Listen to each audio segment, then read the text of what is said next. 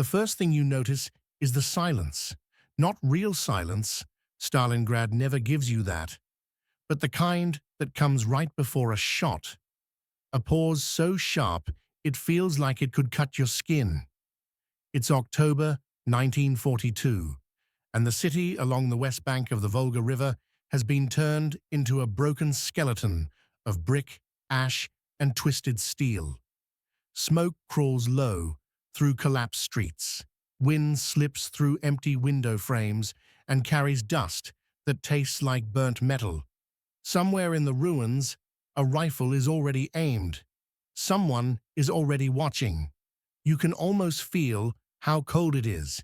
If you enjoyed the video, don't forget to like, comment, and subscribe for more content. Even through layers of wool and grime.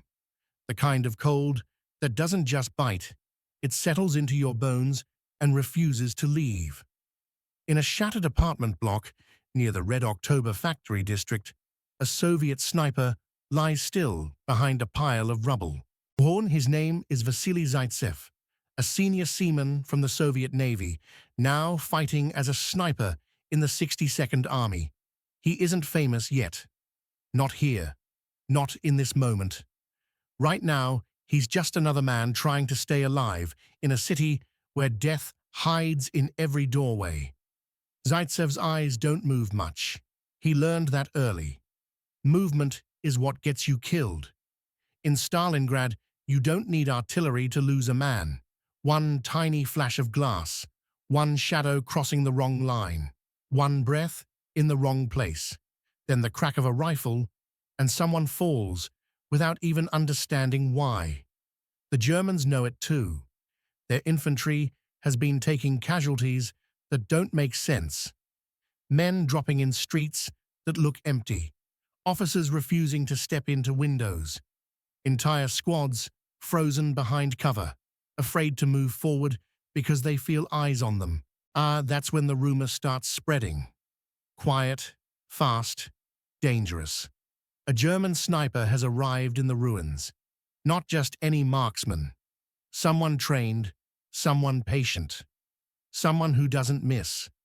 Soviet soldiers begin whispering about it inside basements and dugouts, where candlelight shakes against damp walls. They say he hunts like an animal, that he waits for hours to take one shot, that he uses dead bodies and broken helmets as bait. And they say he's here for one reason, to kill Zaitsev. The duel doesn't begin with a handshake or a dramatic meeting. It begins with absence, with missing men, with a Soviet observer who never reports back, with the feeling that something smarter has entered the battlefield. Zaitsev notices it first because he studies patterns. He knows how normal German snipers work. They get impatient. They chase quick kills. This one doesn't. This one chooses targets that send messages. Spotters, runners, junior officers, men who keep the machine moving. And then it happens. One morning, a Soviet sniper team is working a line near the factory approaches. A man shifts slightly, just enough to peek past a brick edge. The shot hits him clean. No wasted motion, no second round. It's not luck. It's a professional. Zaitsev doesn't panic. He goes quiet inside his head, the way he always does when danger gets close. He starts thinking like his enemy. He asks the question that keeps snipers alive. Where would I be hiding if I wanted to kill me? He looks at the ruin in front of him like a chessboard. Every broken wall is a possible nest. Every crater is a possible trap. Every window is a lie. The Soviet command is desperate for heroes in Stalingrad. Morale is thin, stretched like wire. The city is being crushed under constant bombing and street fighting. Supplies come across the Volga at night under fire. Men arrive hungry, wet, shaking, and are thrown straight into ruins where the front line changes by meters. A sniper who can take out German officers is not just a weapon. He is hope. Zaitsev is ordered to hunt the hunter. He doesn't do it alone. He works with other trained men, including his spotter and fellow snipers. In those days, the 62nd Army is building sniper teams quickly, teaching soldiers to move slow, to stay low, to use rubble like armor. Zaitsev becomes a teacher as much as a shooter, but now he has to focus on one opponent who is different. The German is often identified in later accounts as Major Erwin König, said to be a head instructor from a German sniper school. As whether that exact name is true or not, what matters is the type of man Zaitsev is facing: a skilled, disciplined enemy marksman with time, training, and confidence. A sniper who believes Stalingrad can be won one nervous trigger pull at a time. The duel turns into days of tension. The ruins become a cage. Zaitsev moves before dawn, when the light is weak and the shadows are longer. He crawls through broken beams and crushed plaster until his elbows burn. He finds positions that aren't obvious. He avoids clean windows. He likes gaps behind wreckage, angles that give him a view while hiding his body. He watches. He listens. He measures distance by instinct. Then the German fires again. Another Soviet sniper drops. The bullet hit is precise, head and upper torso, the kind of shot that doesn't leave room for luck. And Zaitsev studies the angle of impact and the direction. He doesn't rush. That's what the German wants. The German wants anger. He wants Zaitsev to forget patience. The worst part is that the German barely shows himself. No muzzle flash, no careless movement, just death appearing from nothing. You can almost feel the strain now, your neck tight from staying low, your eyes dry from staring too long, your heart beating too loud in your ears, like it might give you away. Zaitsev knows the mental war is as deadly as the rifle.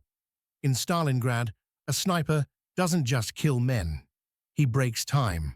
He forces soldiers to waste hours pinned behind cover. He creates fear that spreads faster than bullets. One afternoon, the air is heavy with smoke from fresh shelling. A wrecked piece of metal sticks out of a mound like a broken tooth. Zaitsev lies behind it, barely breathing. Across the street, through a torn building frame, he notices something that doesn't fit. A tiny shape. Not a man, not movement, something small and round, catching a hint of light. Glass, a scope lens. It's only there for a moment, but it's enough to tell him the German is close. Too close. Within range, where one mistake ends everything. Zaitsev doesn't lift his rifle immediately. He freezes harder, forcing his body into stillness. If he moves too fast, the German will notice, and if the German notices, the next shot will already be flying. So Zaitsev does something smarter. He changes the game. He decides to create a situation the German can't ignore. The next part feels like holding your breath underwater.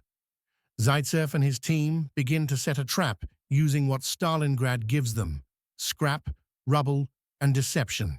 They know the German is hunting for Zaitsev's head. That means he wants a clean, confirmed kill.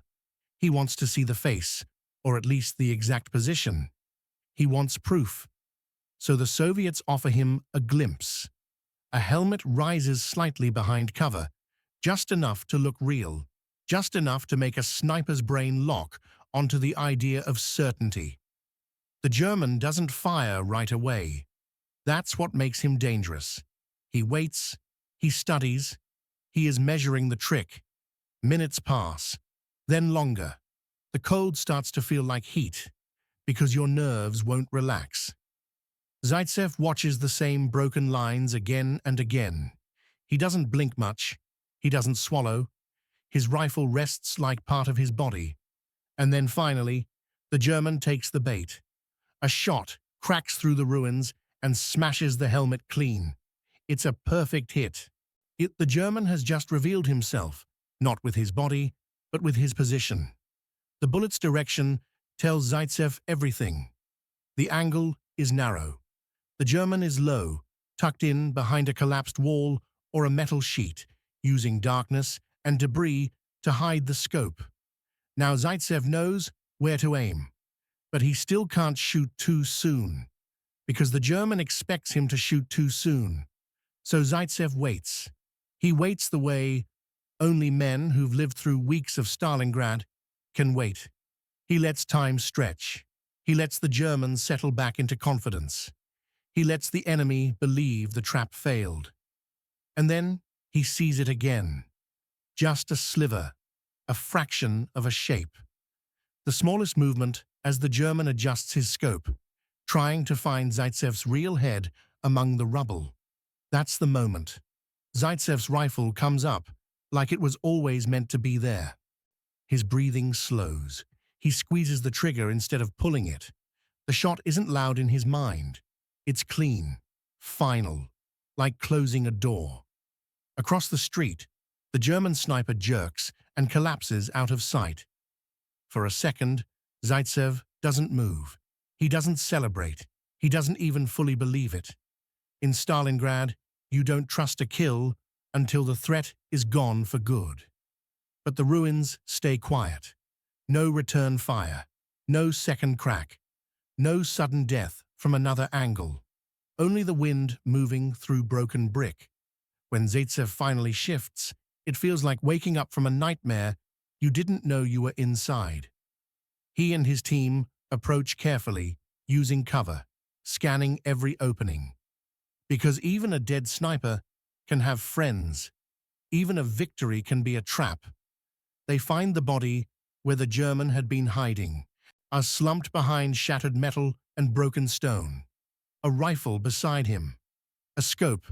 A careful position built for one purpose: killing men without being seen. This wasn't an ordinary soldier. This was a hunter, and he had been hunting Zaitsev. But in the end, only one man walked away. The duel becomes a story that spreads through the Soviet lines like fire. Men repeat it in whispers while cleaning rifles and warming hands over tiny stoves.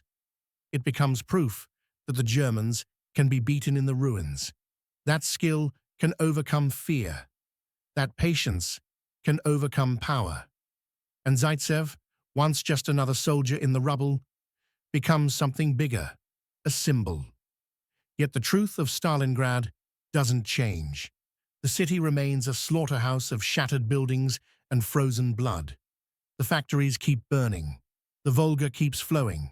Snipers keep hunting. And in every day, men still die without understanding where the shot came from. But somewhere in that wrecked city, in late 1942, a duel happened in the broken streets near the factories and ruined apartment blocks. Two snipers stared into the same dead city, both believing they could outweight the other. Only one of them was right.